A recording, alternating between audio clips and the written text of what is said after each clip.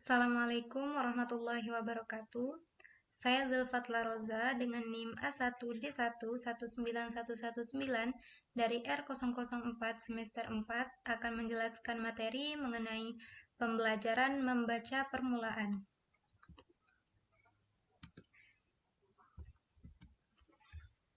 Yang pertama yaitu tujuan membaca permulaan. Tarigan membagikan menjadi dua tujuan membaca permulaan. Yang pertama yaitu keterampilan yang bersifat mekanis, yang kedua yaitu keterampilan yang bersifat pemahaman. Keterampilan yang bersifat mekanis itu mencakup aspek pengenalan bentuk huruf, pengenalan unsur-unsur linguistik, pengenalan hubungan atau korespondensi pola ejaan dan bunyi, serta yang terakhir yaitu kecepatan membaca bertaraf lambat.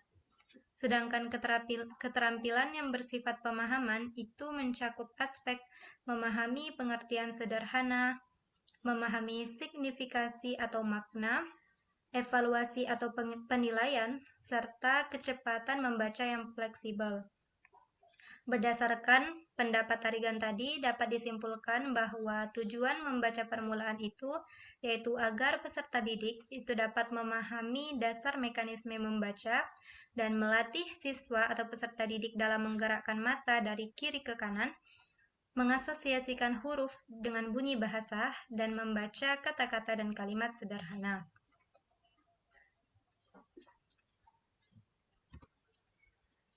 Selanjutnya yaitu hal-hal yang harus diperhatikan oleh guru dalam pembelajaran membaca permulaan.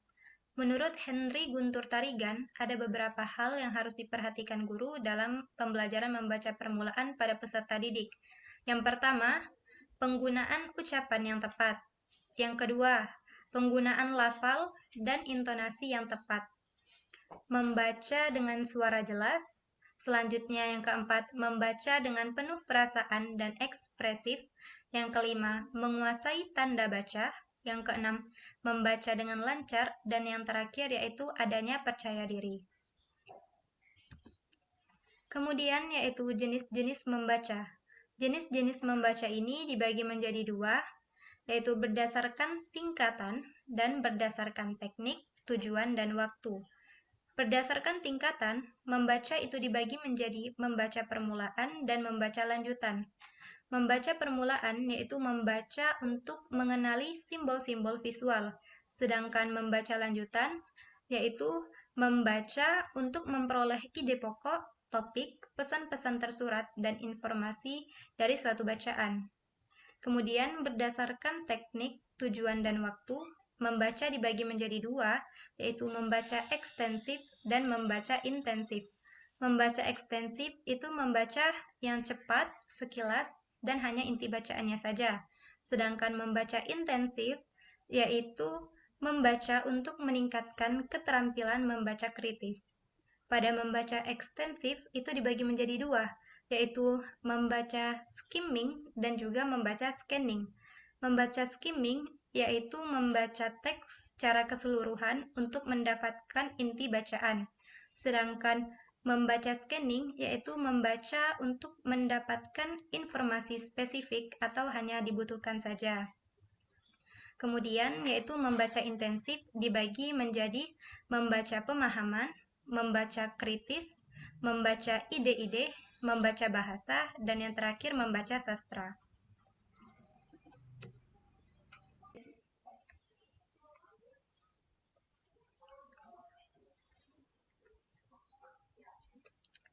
Selanjutnya yaitu strategi pembelajaran membaca.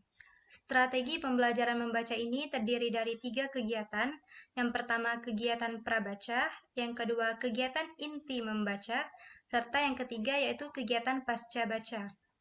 Kegiatan prabaca itu terdiri dari yang pertama gambaran awal, yang berisi informasi yang berkaitan dengan isi cerita, serta dapat meningkatkan pemahaman. Yang kedua yaitu petunjuk untuk melakukan antisipasi. Yang ketiga, pemetaan semantik, yang mana kegiatannya yaitu berupa memperkenalkan kosakata yang akan ditemukan dalam bacaan dan dapat mengunggah skemata yang berkaitan dengan topik bacaan. Kemudian yang keempat yaitu menulis sebelum membaca. Guru menyuruh siswa untuk menulis pengalaman pribadi yang relevan sebelum mereka membaca materi. Dan yang terakhir yaitu melakukan simulasi.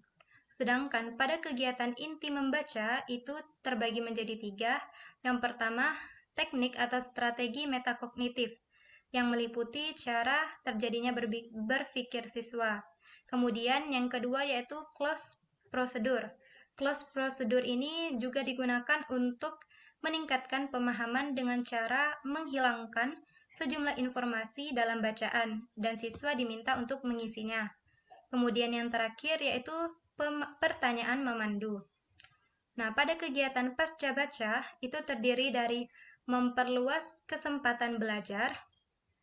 Nah, banyak aktivitas yang dapat dilakukan setelah membaca. Sebaiknya siswa itu diberi kesempatan untuk menentukan informasi apa saja yang selanjutnya ingin diperoleh dari topik yang telah dibacanya.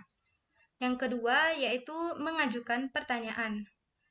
Pertanyaan prabaca ini lebih difokuskan pada upaya membelajarkan siswa dalam hal membaca, sedangkan pertanyaan pasca baca itu lebih diarahkan pada upaya memperdalam pemahaman siswa tentang segala macam informasi yang diperoleh dari teks. Yang ketiga, yaitu mengadakan pameran visual. Siswa dapat diminta untuk membuat sketsa atau menggambar apa yang sudah mereka pelajari dari teks dan menjelaskan mengapa mereka berpikir begitu. Kemudian, yaitu pementasan teater aktual. Pementasan teater aktual itu dilakukan dengan cara membaca teks bersama-sama, kemudian kelompok mencoba memahami makna teks melalui diskusi kelompok, saling tukar hasil, pemahaman, dan penafsiran terhadap teks. Kemudian menceritakan kembali aspek-aspek penting dari materi yang dibaca, dan yang terakhir yaitu penerapan hasil membaca.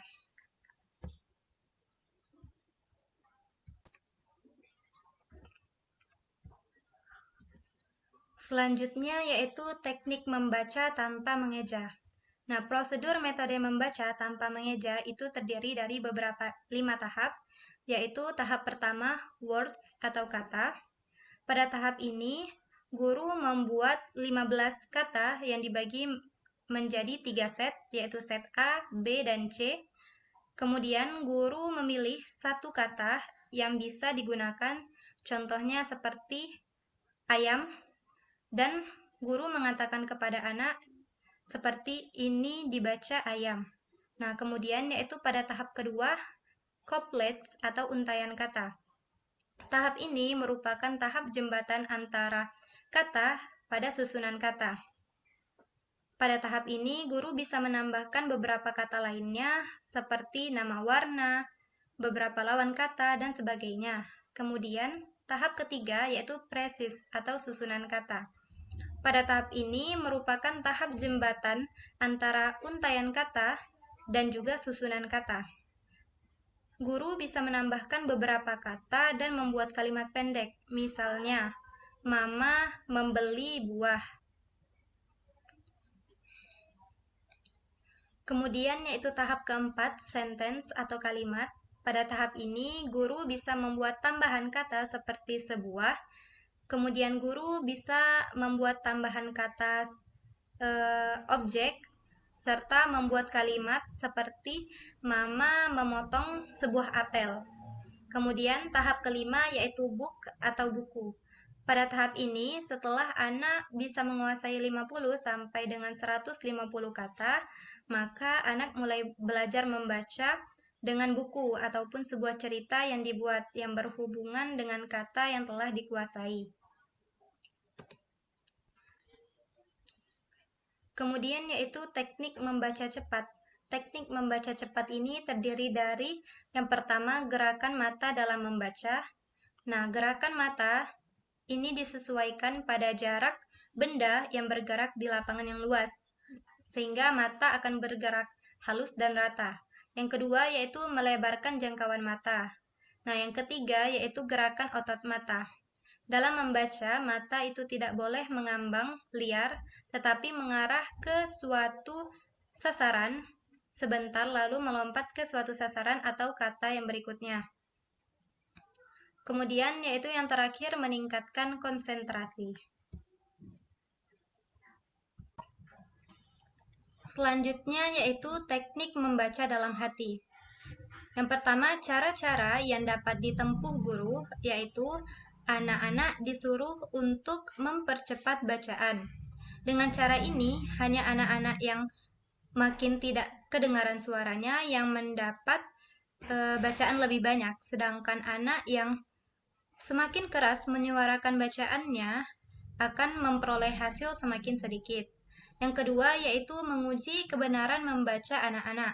Untuk menghindarkan anak-anak bohong, guru dapat menguji kebenaran membaca mereka dengan memberikan beberapa pertanyaan yang sifatnya ingatan dari bacaan tersebut. Kemudian yaitu keterampilan membaca dalam hati. Yang pertama, bacaan dilaksanakan tanpa adanya suara, tanpa gerakan-gerakan bibir seperti komat kamit, dan lain-lain. Yang kedua, yaitu bacaan itu dilaksanakan tanpa adanya gerakan-gerakan kepala, misalnya mengangguk-angguk karena panas atau tanda setuju. Kemudian, yaitu jangan memikirkan isi bacaan. Apabila hal ini terjadi, maka secara otomatis kegiatan membaca itu akan terganggu. Kemudian, yaitu pembaca memahami isi bacaan dilakukan secara diam atau dalam hati. Kemudian, khusus untuk anak kelas 6 itu sedikitnya sanggup membaca 180 kata per menit. Selanjutnya, pembaca hendaknya berkonsentrasi baik fisik maupun mentalnya.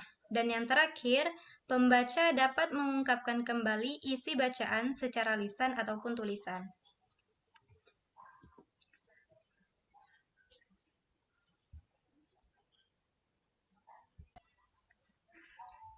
Selanjutnya yaitu teknik membaca pemahaman. Menurut Dahlmann, ada beberapa teknik membaca yang digunakan. Yang pertama yaitu baca pilih, yaitu pembaca memilih bahan bacaan atau bagian bacaan yang dianggap relevan atau berisi informasi fokus yang ditentukannya. Kemudian yang kedua yaitu baca lompat. Baca lompat yaitu pembaca dalam menemukan bagian bacaan yang relevan, melampaui atau melompati bagian-bagian lain. Kemudian yang ketiga yaitu baca layap. Baca layap yaitu membaca dengan cepat untuk mengetahui isi umum suatu bacaan. Yang terakhir baca tatap, yaitu membaca dengan cepat dan memusatkan perhatian untuk menemukan bagian bacaan yang berisi informasi fokus yang telah ditentukan. Sedangkan menurut Suyatmi, teknik yang diperlukan dalam membaca pemahaman yaitu yang pertama, menentukan tujuan membaca. Yang kedua, preview, artinya membaca selayang pandang. Yang ketiga, yaitu membaca secara keseluruhan isi bacaan dengan cermat. Yang keempat, yaitu mengemukakan kembali isi bacaan dengan menggunakan kalimat dan kata-kata sendiri.